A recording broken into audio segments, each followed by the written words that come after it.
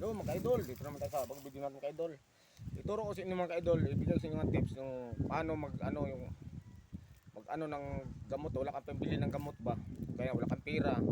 Kasi nang una itong mga gamot mga ka-idol, yung nang unang tao, ganito ginawa nila. Ito yung, alam mo yung mga ka-idol, ito atis.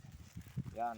Ang gagawin ng mga ka-idol, pag may lagnat kayo, kaubo, sipon, itong dahon, ito ano tali nyo sa mga ulo mga ka-idol. Wala kang pera pambili ng tableta ha.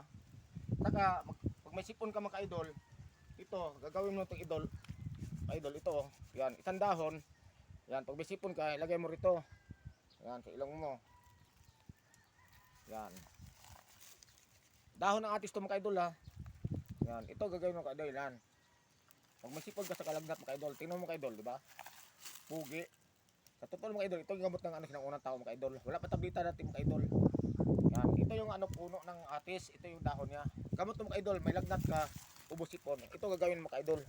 Yan. Mga ka-idol, yan mga ka-idol, yan ang tips din no.